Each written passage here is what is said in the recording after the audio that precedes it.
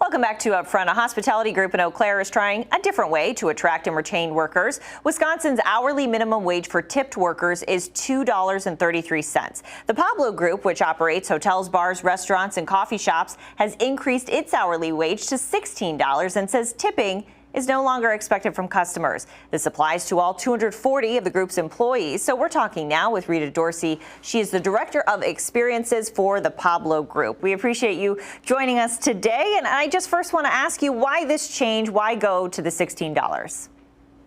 Well, it's something that as an organization we've been wanting to do for a while, increasing our internal minimum wage. And a lot of our businesses have been closed or have had limited service through the pandemic. And as we started to prepare to reopen, it seemed like as good a time as any. And what's the reaction been from employees so far? Because this is a big change. Yeah, it is a big change. Overall, response has been really positive. I think something that a lot of stories have been focusing on is the tipped employee portion of it, because it is very different from industry standard. But we also employ a whole lot of non-tipped employees who just got an increase in their pay. So overall, the response has been really positive.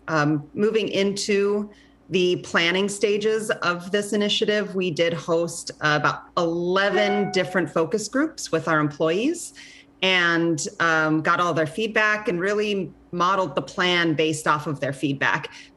We have an additional follow-up focus group the second week of July, which would give them 2 paychecks of this initiative to kind of have a good sense of what their opinions are on it.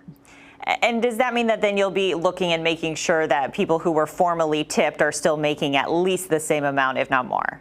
Absolutely. That is our number one goal, is that nobody takes a pay cut in this situation. So that is something that we have been monitoring over the last, I guess we're 3 weeks in now, looking at the tips on a daily basis and per shift and per employee, and really diving into the data to make sure that nobody is taking a pay cut. So that is a big priority for us. And how much of this is getting passed on to the customer? How much have prices changed? I would say the prices have increased about 20%.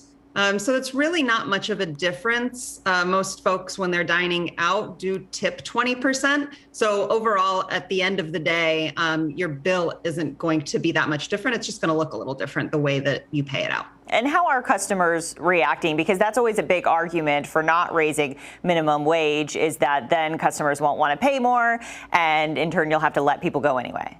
Yeah, we haven't received any complaints. And the bits of feedback we have gotten, especially from our regulars who have missed being in our dining rooms and in our bars and restaurants so much over the last 18 months, they all really support it and have been really enthusiastic about it. So we've been busy at all of our outlets, and it has not been an issue at all.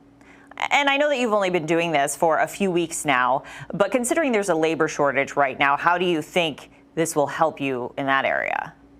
Oh, I think it'll help us immensely. I think a lot of people left the service industry in the beginning of COVID, because they didn't have a choice. A lot of businesses were closing, but also because there was really no wage security. You had no idea what your income was going to be. And especially at a time where service was changing, a lot of places were carry out only.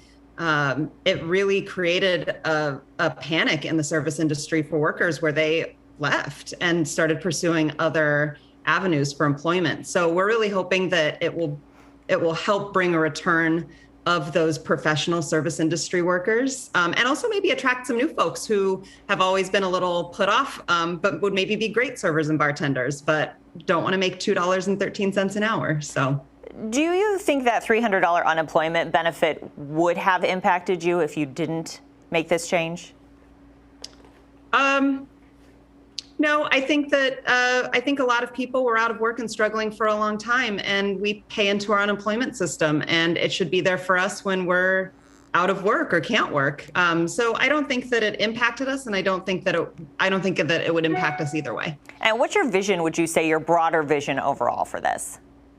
I think the broader vision overall for this is to create wage stability in an industry that has historically not had it. And to also make it a more equitable work environment for a lot of our service industry workers. Oftentimes, servers put up with harassment, inappropriate comments from guests and things like that because they think that their tip is totally reliant. So they wouldn't go complain to a manager or have a manager address it with a table because they are worried that it's going to impact their income. So hoping that this would also lead to a more comfortable work environment for a lot of people. And are you hearing anything from other local businesses in terms of if this could become a trend? Are they watching what you're doing? Yeah, actually a local salon posted a really lovely Instagram story the other day, and it said that as a result of our internal minimum wage, they're moving to change their internal minimum wage and hoping that other businesses in the community will look to do the same thing. So yeah, it's been really positive. And what would you say to those businesses out there who are really struggling this summer, saying, hey, we can't hire people, we've increased the wage, we've given bonuses, we don't know what to do? What's your advice? I mean, I don't know. I don't know that I have advice for anyone. I don't know that I'm in a position to give it out. We're all struggling in our own ways. And I think just really approaching staffing and recruiting and hiring from a genuine and caring place makes a big difference. I know that I want to work for people who genuinely care about me. And so I think that if that shows through, that would make a difference. All right. Well, it's an interesting thing that you're doing at the Pablo Group. So Rita Dorsey, thank you. Thank you.